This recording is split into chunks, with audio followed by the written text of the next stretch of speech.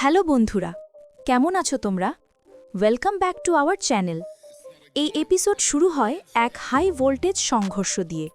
সিউনো রাগে ফুঁসে ওঠে এবং বাইশিয়া নামের সেই মহিলার উপর চিৎকার করে ওঠে। তার বাবা সিউমিংলি তাকে থামানোর চেষ্টা করেন, কিন্তু সিউনোয়ের রাগ কোনোভাবেই কমছিল না। সে বাবাকে সোজা জিজ্ঞেস করে, আপনি কি সত্যিই আমার মায়ের যোগ্য? আর ঠিক তখনই আসে সবচেয়ে বড় ধাক্কা। সিউমিংলি জানান যে তিনি আর সিউনুর মা রোং ই অনেক আগেই ডিভোর্স করে ফেলেছেন। এই কথাটা শুনে সিউনুর মাথায় যেন আকাশ ভেঙে পড়ে। তার বিশ্বাসই হয় না। এক মুহূর্তে তার পায়ের নিচের মাটি সরে যায়। সে এই সত্যটা মানতে পারে না, একেবারে ভেঙে পড়ে।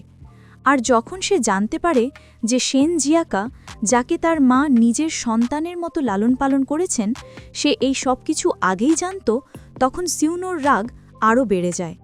সিউনো তাকে বিশ্বাসঘাতক বলে। তার মনে হয় জিয়াকা ইচ্ছে করেই প্রতিশোধ নিচ্ছে, কারণ ছোটবেলায় সে সবাইকে সামনে তাকে অ্যাডপ্টেড সান বলে অপমান করেছিল। এবং তখনই জিয়াকা নিজের সত্যিটা প্রকাশ করে। সে বলে, হ্যাঁ ঠিকই, আমার জীবনে কিছুই নেই, তাই আমিও চাই তুমি ভাঙা পরিবারের কষ্টটা বুঝতে পারো।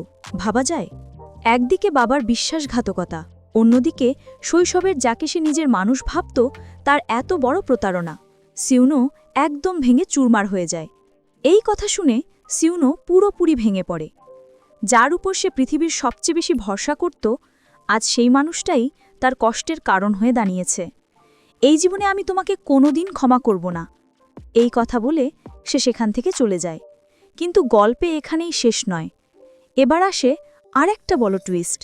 আমরা জানতে পারি এই পুরো খেলা ছিল শেন জিয়াকা আর বাইশিয়ার প্ল্যান।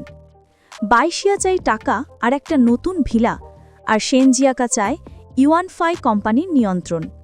দেখে মনে হয় এই খেলায় সবাই যেন কারো না কারো হাতে একটা মোহরা মাত্র।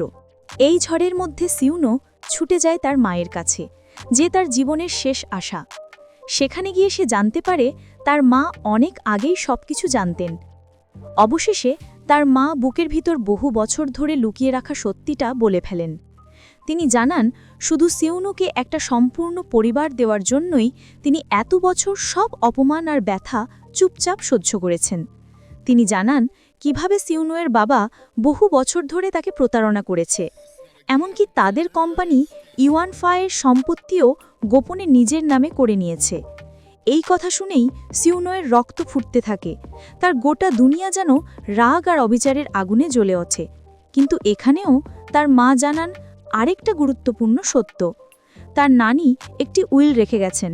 সেই উইলের সত্য অনুযায়ী বিয়ের পর ইউয়ানফাইয়ের সব শেয়ার সিউনোর নামে চলে যাবে। এখন সিউনোর সামনে একটা স্পষ্ট লক্ষ্য তৈরি হয়েছে। সে সিদ্ধান্ত নিয়েছে সে তার মাকে ন্যায় দেবে এবং নিজের অধিকার ফিরিয়ে আনবে। সে ইউয়ানফাইতে গিয়ে যা কিছু তাদের প্রাপ্য সবই ফিরে পেতে চায়। সিউনো বাবার মুখোমুখি হতে যায়। দুজনের মধ্যে তুমুল তর্কবিতর্ক শুরু হয়। সিউনো বাবাকে সতর্ক করে বলে যে সে বাইশিয়া আর শেন জিয়াকার সম্পর্কে সব জানে। সে স্পষ্ট জানিয়ে দেয় যে যদি তাকে ইউয়ানফাইতে ঢুকতে না দেওয়া হয়, তাহলে সে পুরো সত্যটাই সবার সামনে ফাঁস করে দেবে। কিন্তু তার বাবা কিছুই শুনতে চান না।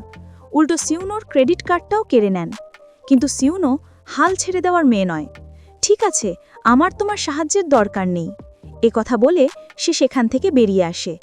এইভাবেই শুরু হচ্ছে এক মেয়ের লড়াই, নিজের পরিবারের সম্মান আর নিজের অধিকার রক্ষার যুদ্ধ। যদি ভিডিওটা ভালো লেগে থাকে তাহলে লাইক, শেয়ার আর চ্যানেল সাবস্ক্রাইব করতে ভুলবেন না। দেখা হবে পরের এপিসোডে।